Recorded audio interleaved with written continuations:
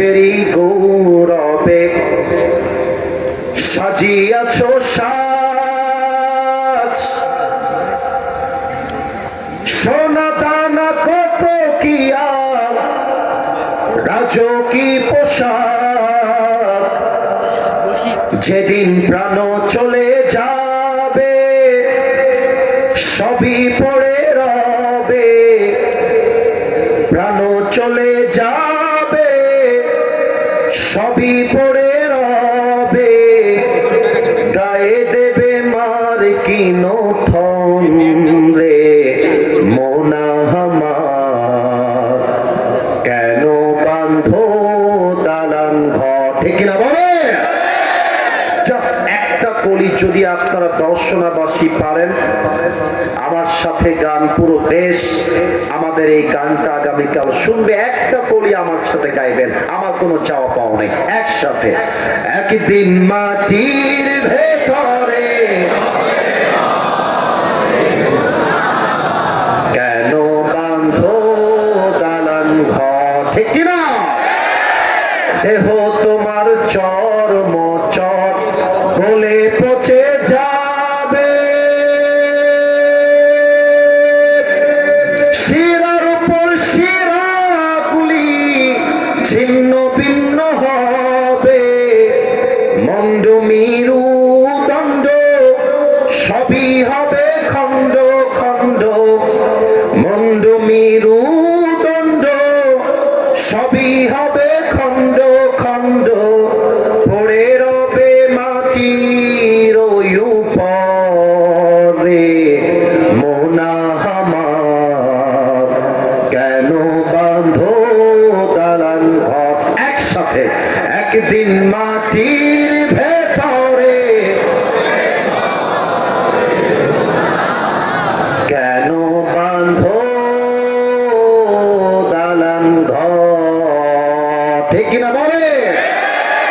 আমার আল্লাহ রাব্বুল আলামিন বলেন,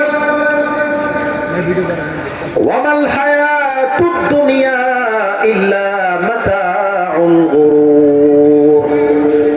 This life of this world is nothing more than play and entertainment. এই দুনিয়ার জীবনটা একটা চাকচিক্যতা ছাড়া, ধোঁকা ছাড়া আর কিছু হতে পারে না। আজকে হাজারো যুবক আমার মাহফিলে এসেছে। আমার একটা তাবলীগের জামাতের সাথে সম্পর্ক ছিল। আমি মসজিদ থেকে তাবলীগের দাওয়াতের জন্য একদিন বিকাল বেলা বের হয়েছিলাম 3 দিনের জন্য। এই ছেলে, এই আচ্ছা, ডানে কেউ কেউ কথা বলছেন। আমি বারবার বললাম, ভাইজান কোটি কোটি মানুষ দেখবে তো, আমাদের দর্শনের বদনামটা আমি চাই না। আমি তো 1 ঘন্টার মেহমান ওয়াজ করে go back to another program, কিন্তু এটা আপলোড হলে আপনাদের বদনাম হয়, এই জন্য কথা না বলি। আমার ওই কথাটা এখনো কলিজায় গেঁথে আছে, তাই আমি আয়াতটা তেলাওয়াত করার পরেই মনে পড়ে গেল। আপনারা যারা মাদ্রাসায় পড়েছেন কিংবা স্কুলে পড়েছেন কিংবা যারা মসজিদে তাবলীগ জামাতকে দেখেছেন, দেখবেন আসরের নামাজের পরে সবাই বাহিরে দাওয়াত দেওয়ার জন্য বের হয়। আমি কি কথা ভুল বললাম না ঠিক বললাম ভাই? তো আমি তখন এতটা ফেমাস ছিলাম না, কিংবা আমাকে কেউ চিনতো না, সত্য কথা। তো আমি যখন দাওয়াত দেওয়ার জন্য রাস্তায় বের হলাম, বিশাল বড় একটা মাঠ, যুবকরা ফুটবল খেলতেছিল।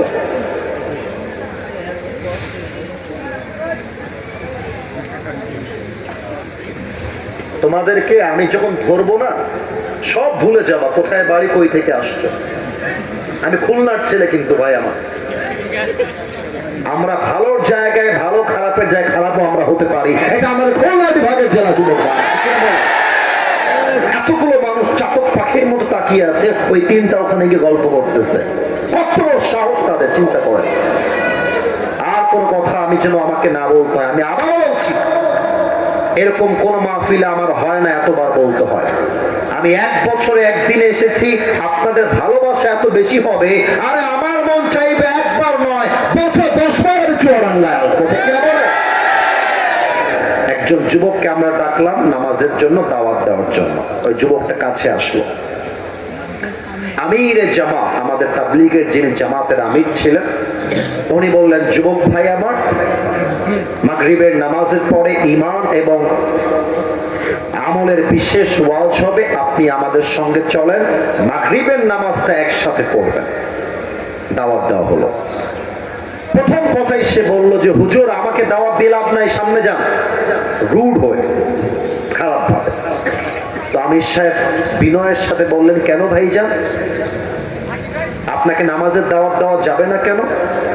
তো যুবকটা বলল, ভাই আমার তো এখনো বিয়ে হয় না, আমি তো বয়সে অনেক ছোট, আমার বিয়ে হবে, বাচ্চা হবে, ওই বাচ্চার বাচ্চা হবে, নানা হব, দাদা হব, তখন গিয়ে হজ করে এসে 5 ওয়াক্ত নামাজি হয়ে যাব, আমার নামাজের সময় এখনো আসে নাই। আমি প্রত্যেকটা যুবককে বলতে চাই, তোমার মতো হাজারো যুবক ছিল যারা বলতো কাল থেকে নামাজ পড়বো, কাল থেকে নামাজি হয়ে যাব, ওই কালটা আর আসে নাই, তারা আজই কবরের বাসিন্দা হয়ে গিয়েছে, ঠিক না বলে? আল্লামা ইকবাল রহমতুল্লাহি আলাইহি লিখেছেন, হুয়ে নামওয়ার বেনিশা कैसे कैसे ये जमी खा गई नौजवान कैसे कैसे, ये जगह जी लगाने की दुनिया नहीं है, ये इबरत की जा है तमाशा नहीं है, तुझे पहले बचपन ने बरसों खिलाया, जवानी ने फिर तुझको मजनू बनाया, अजल तेरा कर देगी बिल्कुल सफाया, मेरे दोस्त ये जगह जी लगाने की दुनिया नहीं है, ये इबरत की जा है तमाशा नहीं है। এই দুনিয়ার জীবনটা চাকচিক্যতা, ধোঁকা ছাড়া আর কিছুই হতে পারে না, ঠিক কিনা বলেন সবাই আপনারা? এবার আমি আমার চোখটা খুললাম, চশমাটা খুললাম। আমি চাই আপনারা সবাই এই চোখটা আমার সাথে 5 সেকেন্ডের জন্য সবাই বন্ধ করবেন। এখনই না, একটু থামেন, আমি বলে দিই চোখটা কেন বন্ধ হবে। ক্যামেরাম্যান ভাইরা, আপনারা অতি প্রয়োজন ছাড়া উঠবেন না, আমার যুবকদের দেখতে আমাকে সমস্যা হচ্ছে, ঠিক আছে? প্রয়োজন ছাড়া উঠবেন না। এই চোখটা বন্ধ করে 2টা কথা ভাববেন। 1 নাম্বার, চোখ বন্ধ করে ভাববেন আগামীকাল দর্শনার এই মাঠে ফজরের নামাজের পরে আপনার জানাজা হবে। আচ্ছা, আমি যে বললাম কথাটা, এটা কি খুব অবাস্তব কথা বলেছি? যে কারো জানাজা কালকে এই মাঠে হতে পারে না, পারে না, পারে না। ভাববেন যে কালকে জানাজা আপনার হবে এই মাঠে। 2 নাম্বার কথা, চোখটা বন্ধ করে ভাববেন আপনি 3.5 হাত মাটির কবরে সাদা কাফনের কাপড়ে প্যাকেট হয়ে শুয়ে আছেন। আমি চোখটা বন্ধ করছি, আশা রাখবো চুয়াডাঙ্গাবাসী, দর্শনাবাসী আমার সঙ্গে চোখটা বন্ধ করে ফেলবে। এভরিবডি ক্লোজ ইউর আইস, চোখটা বন্ধ করেন। আমার মায়েরা, বোনেরা, যদি আপনারা সত্যি কোরআনকে ভালোবাসেন, আসিফ হুজুরকে সম্মান করেন, আমার আবদার অনুযায়ী চোখটা বন্ধ করে ফেলেন সবাই। আমি কাউকে আর দেখতে পাচ্ছি না, এখন আমি বিশ্বাস করব দর্শনাবাসী আমার বিশ্বাসটা ভাঙবে না, এটা আমার বিশ্বাস। চোখ যদি বন্ধ হয়ে যায়, মাথাটা হালকা নিচু করবেন, মাথাটা। আমি কাউকে দেখতে পাচ্ছি না, বাট আমার বিশ্বাস সবার মাথা নিচু চলে গেছে, এটা আমার বিশ্বাস। আমিও আমার মাথাটা নিচু করলাম। আমি 1 থেকে 5 গুনছি, সকলেই ভাববেন আপনি লাশ হয়ে কবরে শুয়ে আছেন। 1, 2, 3, 4, 5। মাথা উঁচু, চোখ খোলা, সব আমার দিকে তাকা, চোখ খুলে আমার দিকে তাকা। নিজেকে একটা প্রশ্ন কর, আমি যদি আজকে এই দর্শনার মাহফিল থেকে যাওয়ার পথে মারা যাই, কথার কথা, আচ্ছা আমি কি আমার জীবনে এমন কোন আমল এই পর্যন্ত করতে পেরেছি যে আমি গ্যারান্টি দিয়ে বলতে পারবো যে আমি যদি এখন মারা যাই, ইয়েস, আমার আমলের দ্বারা আমার কবরটা জান্নাতের বাগান হয়ে যাবে? নিজেকে বলেন তো, আছে কি এমন কোন আমল আপনার জীবনে? দেখবেন আপনার মন বলবে নাই, আমার মন বলছে নাই। আমাকেও আমার মন বলছে, আসিফ তোর জীবনে এমন কোন আমল নাই যে তুই এখনই মরলে তোর কবরটা এখনই জান্নাতের বাগান হয়ে যাবে। একটা কথা বলে ফেলি, রাগ করবেন না কেউ। আমি যদি চেয়ার থেকে এখন নেমে যাই, অনেকের পকেট চেক করি,